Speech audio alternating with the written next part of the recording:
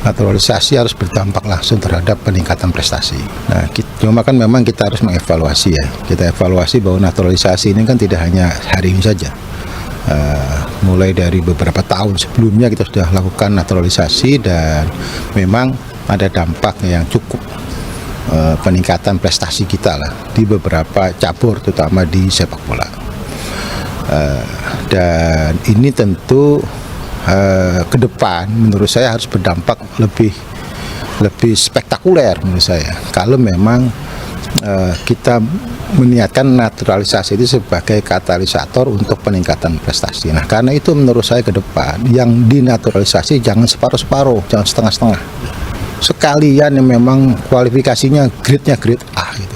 Pascal Struijk beri sinyal kuat bakal susul pemain diaspora timnas Indonesia. Media Malaysia panas, Kevin Dix dan Calvin Verdonk jadi bukti naturalisasi Indonesia. Enggak sih, mereka sirik aja.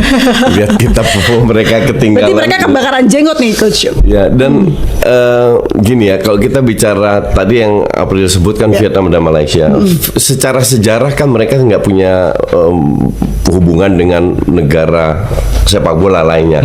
Kalau kita kan punya. Tengah negara-negara lain kayaknya kepanasan lihat Indonesia unggul ya, Coach ya. Kita nggak perlu rubah yang sudah ada, karena yang sudah ada memperbolehkan lah kasar, dan itu bisa-bisa aja. Nah, Vietnam, Malaysia dan bukan Thailand, Filipina itu pada sirik semua kan, bahwa ternyata dengan panas, marah, emosional, karena mereka nggak bisa ngimbangin.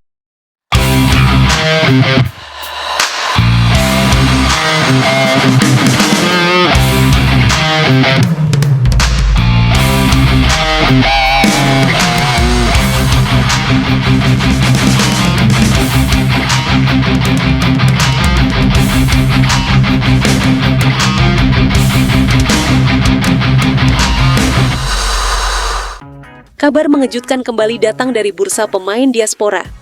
Pascal Struijk, bek tangguh milik Leeds United, disebut memberi sinyal kuat terkait masa depannya dan kemungkinan besar akan mengikuti jejak sejumlah pemain diaspora lain yang memilih membela timnas Indonesia. Sinyal dari Struijk. Struijk yang memiliki darah Indonesia dari garis keturunan kakeknya beberapa kali dikaitkan dengan proses naturalisasi.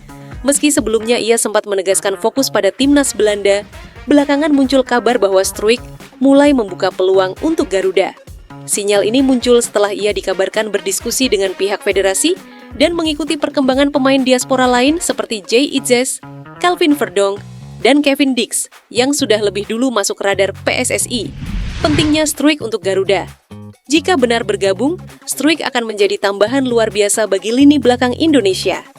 Dengan pengalaman menghadapi striker kelas dunia di Premier League, ia bisa membawa ketenangan dan kualitas bertahan yang selama ini menjadi kelemahan Garuda. Pelatih John Herdman tentu akan sangat terbantu. Kombinasi Struijk dengan Itzes di jantung pertahanan bisa menjadi duet bek tengah paling kokoh yang pernah dimiliki Indonesia.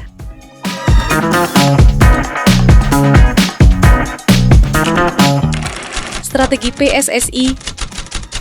PSSI di bawah kepemimpinan Erick Thohir memang gencar melakukan naturalisasi pemain diaspora.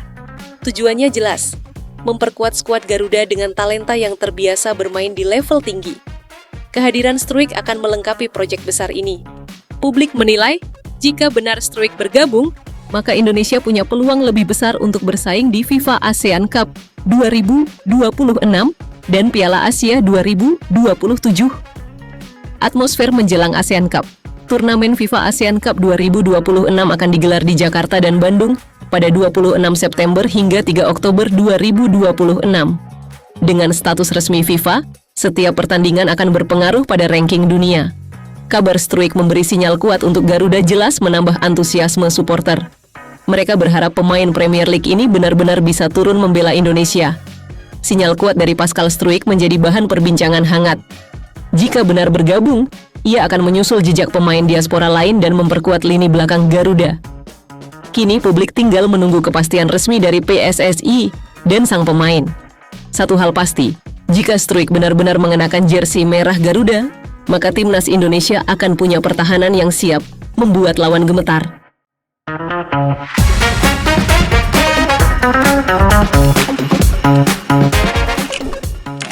media Malaysia panas, Kevin Dix dan Calvin Verdonk jadi bukti naturalisasi Indonesia. Media Malaysia Makan Bola ikut menyoroti perkembangan sepak bola Indonesia jelang FIFA ASEAN Cup 2026. Dalam ulasan terbarunya, mereka membahas perdebatan supporter Indonesia mengenai gengsi Piala AFF dan membandingkannya dengan langkah naturalisasi pemain diaspora yang kini berkarir di Eropa. Nama yang paling disorot adalah Kevin Dix dan Calvin Verdonk, dua pemain berdarah Indonesia yang tampil di kompetisi elit Eropa. Kehadiran mereka dianggap sebagai bukti nyata bahwa program naturalisasi Indonesia bukan sekadar wacana, melainkan strategi serius untuk meningkatkan kualitas skuad Garuda. Sorotan media Malaysia Makan Bola menulis bahwa meski Indonesia gagal bersinar di Piala AFF 2026, arah pembinaan tim nasional kini lebih fokus pada turnamen resmi FIFA. Hal ini terlihat dari masuknya pemain-pemain diaspora yang punya pengalaman di level tinggi. Kevin Dix, yang berkarir di Serie A bersama Fiorentina sebelum pindah ke Denmark, dikenal sebagai bek kanan dengan kemampuan bertahan solid dan serangan yang agresif. Sementara Calvin Verdonk, yang bermain di Eredivisie Belanda, punya reputasi sebagai bek kiri modern dengan akurasi umpan silang yang mematikan. Perdebatan gengsi AFF versus FIFA ASEAN Cup media Malaysia menyoroti bahwa sebagian supporter Indonesia masih menganggap Piala AFF sebagai ajang bergengsi karena rivalitas panjang dengan Malaysia, Vietnam, dan Thailand. Namun di sisi lain, banyak yang menilai FIFA ASEAN Cup lebih penting karena statusnya resmi di bawah FIFA dan berpengaruh pada ranking dunia. Dalam konteks ini, kehadiran Dix dan Verdonk menjadi simbol bahwa Indonesia ingin melangkah lebih jauh, bukan sekadar bersaing di level regional, tetapi juga menembus panggung internasional. PSSI di bawah kepemimpinan Erick Thohir memang gencar melakukan naturalisasi pemain diaspora.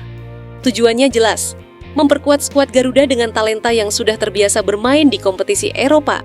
Sejarahnya itu mereka nggak punya bahwa nanti akan ada 1, 2, 3 pemain pasti ada, tapi jumlahnya atau kolamnya nggak sebanyak kita. Asetnya banyak kita. Asetnya jauh lebih banyak. Kita. Tapi saya melihat celah di sini Koci dan juga Pak Baroto. Kalau memang aturannya tadi 18 plus 3 ya Pak, 3 tahun. Berarti kita harus cepat-cepat nih mencari ya Koci ya pemain yang usia sekitar 18 sampai lebih dari 3 tahun itu untuk bergabung bersama kita dan dibina supaya nasionalismenya dapat dan pilihnya Indonesia. Gini, bisa kayak gitu Kak Koci? Saya flashback dikit. Saya ditelepon sama bapaknya Claudia Schoenemann. Claudia Schoenemann itu pemain timnas putri ya. Dia jelaskan, Coach, coba kamu bicara sama Pak Erick. Kenapa, Ralph?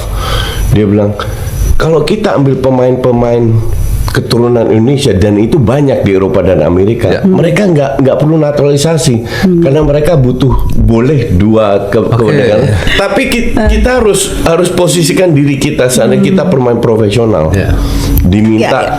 diminta dukung timnas yang rank 6 dunia atau 120 dunia. Ya fair aja, pasti kita dukung sana dong kalau ada kesempatan, nggak usah munafik lah, ya kan. Tapi memang realitanya itu, dan dengan bumper yang kamu tadi sebut, toh kita bisa punya peluang untuk ikut lolos